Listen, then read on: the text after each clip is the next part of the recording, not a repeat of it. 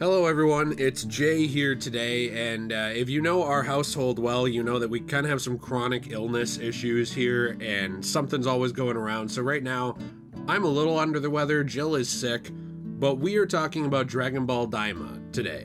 Now this is something that I've talked about a little bit in the past. I've mentioned it in some of our Dragon Ball videos. It's just me today, but I wanted to talk about this for a few minutes and why this is actually such an important anime. Not just to Dragon Ball fans, I guess I should say, although that's the main angle we'll take, but also just in general, from the standpoint of a great creator leaving behind a lasting legacy. And honestly, a great team putting together something really cool with a lot of different elements. So we're going to take a look at Dragon Ball Daima today. If you enjoy the video, you want to leave a like, subscribe to the channel. We cover Dragon Ball actually quite often. Dragon Ball, Sailor Moon, anime, Disney stuff, sometimes comfy gaming type stuff. We do a lot over here, but I hope you'll kind of check it out. We got a whole Dragon Ball playlist here. Now, here's the thing with Dragon Ball Daima. This was originally actually leaked as Dragon Ball Magic, and there were some plot details that somehow got out before this was even created. So this is something that's been in the works for a long time and something that fans have been looking forward to for a long time, back then just hoping it was real. And now that it is real, there's a couple episodes actually out, a handful of them, and we know that it's going to get about a 20 episode run, and I'm assuming that's not going to be extended considering Akira Toriyama's passing. I thought that there was no better time than now to look at the importance of this series. I do have a question of the day for you, which is, what is your favorite Dragon Ball series? Let us know in the comments down below. Now, something interesting about this to me is that Akira Toriyama did tragically pass away in 2024 at the very beginning of March.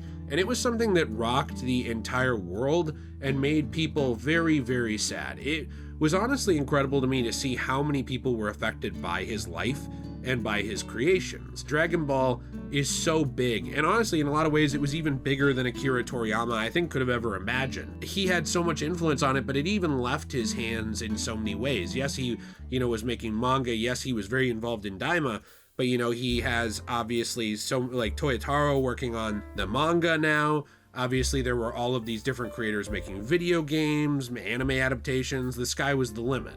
Products everywhere. I mean, Goku is even going to be showing up again in the Macy's Thanksgiving Day Parade with a pretty cute float. So Dragon Ball is something very culturally relevant just in general. But something I think is really cool about Daima is that Akira Toriyama was much more involved in this than he originally thought he was going to be. Originally, he was just going to do a little bit for it, like make some announcements, do a little bit of promo, and of course as well give some feedback. When he originally talked about it, he said, "Hello, I'm Akira Toriyama. I'm currently working on a new Dragon Ball. The title is Dragon Ball Daima." Daima is a made-up term, which in Japanese characters would be, and I don't speak Japanese, so you can look, or in English would be something like evil. Due to a conspiracy, Goku and his friends are turned small. In order to fix things, they'll head off to a new world. It's a grand adventure with intense action in an unknown and mysterious world. Since Goku has to make up for his petite size, he uses his power pole to fight, something not seen in a long time. I came up with this story and settings as well as a lot of the designs. I'm actually putting a lot more into this than usual. Things will unfold that close in on the mysteries of the Dragon Ball world. Hope you all enjoy these different from usual battles that are cute and powerful. And of course, coupled with this little message, he did have his own Akira Toriyama character that he always used as a stand-in for himself. Now, Toriyama was a little bit famous for being shy, I should say, not a coward or anything like that, but he just kept to himself, his family, and a close circle of friends. He wasn't really a huge interview guy. So when you got a statement from him, when you got words from him, they usually had some kind of weight to them. Toriyama also gave several statements while receiving the Tokyo Anime Awards Festival's Lifetime Achievement Award, which I'm very glad that he got before his passing. I think that that's really great that he was able to receive that. And when talking about Daima a little bit, he actually revealed that originally he wasn't going to be that involved. He said, Dragon Ball Daima, which will be rolled out in 2024, was originally planned to be an original anime series without me. But as I gave advice here and there, I ended up getting deeply involved with the project without realizing it. I was not only involved in the overall storyline, but also in the worldview, character design, mechas, and other aspects. I hope you will enjoy watching the series, which I believe is not only intense and action-packed, but also full of plenty of substance. Saying, finally, I would like to thank everyone who has supported me so far. I am not sure how much more I can do, as I am not very confident about my health, probably due to my lifestyle when I was younger, but I will try my best to create more interesting pieces of work. So please continue to support me. Which is a very tragic message, I think, as well, when you find out that he did pass away in the near future after that. But I do think it goes to show how much heart and soul Toriyama did put into Dragon Ball Daima when he already knew that his health was in a decline.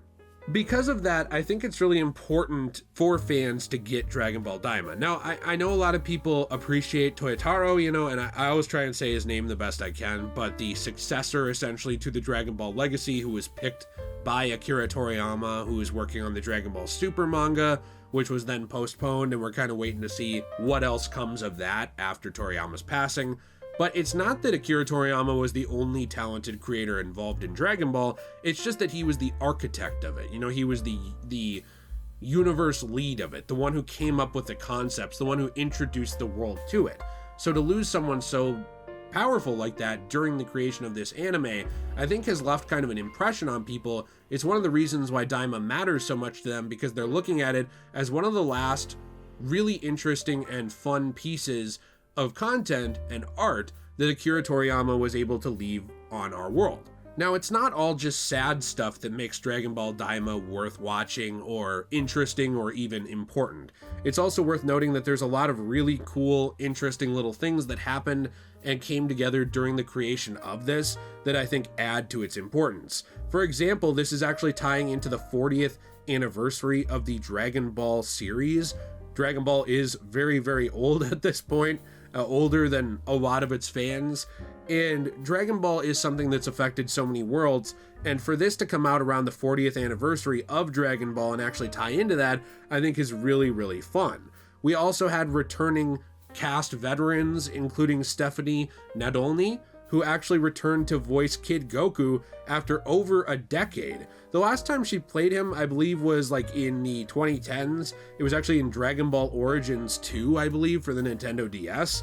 That's the last time I could find her credited for the role. And actually, speaking of that game, I think we're going to start playing through some Dragon Ball games in the near future over on our Let's Play channel, which is in the links in the description and probably the pinned comment below. Jill will be there too. She'll be feeling better by then, but we're huge fans of Dragon Ball, so to see the original Kid Goku and Kid Gohan, by the way, voice actress come back to voice Goku Mini is something that's really special, and I think also ties into that love of the brand, that love of Dragon Ball and that universe, because yeah, it really just hits you right in the nostalgia. Hear that original Kid Goku voice back. I think the last time we really saw her in terms of animated form for like an animated series was GT, that I can think of. There might have been something after that, but I'm pretty sure that was one of the last times we really got to see, just a full-on Dragon Ball long-form performance from her in an animated format. So it's really neat to see that back. As Toriyama said in one of his final messages, Daima is also closing in on many of the mysteries of the Dragon Ball universe, going into a different realm and actually taking a look at some questions and things that people have wondered about characters and races in the Dragon Ball universe forever.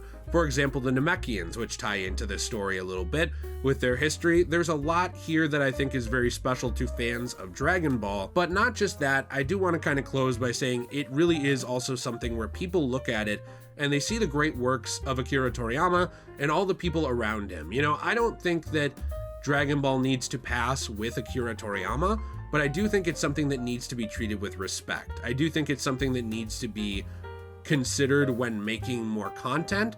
It did grow to become bigger than just one person's creation, and that's important, and I think that's something that even Toriyama realized, a long time ago, with willing to be, returning to make some character designs for GT and still giving it his blessing and just kind of enjoying it casually as a fan in the crowd, saying that he enjoyed some of that movie stuff that they did, even though it wasn't his work. He did also say that he was never a huge anime guy in general. He was always more of a manga guy. But that said, he was always very gracious with his work. He was always very gracious with other people making Dragon Ball. He'd make a couple of jokes or jabs here and there if the anime team got so far off target that they were doing random filler to wait for him. But other than that, he was just, a very kind and fun guy. And I think that to kind of see that from a general perspective of seeing a special creator like that who made something that changed the lives of so many people sadly pass and leave behind this lasting legacy, and to have gotten so involved in this final project before he passed when he wasn't even planning to, it leaves like a very bittersweet, sad feeling.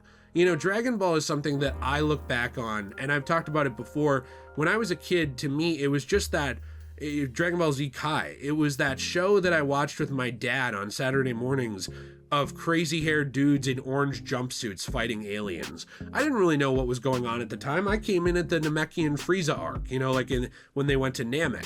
I didn't really know what was going on. I hadn't seen the history of it, but it still was very special to me. And even in that limited state, it was something I connected with my father with, who passed away a few years ago. And I still think back to that, and I think to getting into this series through some of the video games later on and saying, I don't have time for this series, it's so long, I'm never going to get to it. And then I think about watching through the original Dragon Ball when I was in a state of just pure depression and anxiety in my life, and then marrying my wife, the love of my wife Jill, and watching it again, and then getting into Z Kai and seeing her face light up when different things happen that she didn't know of.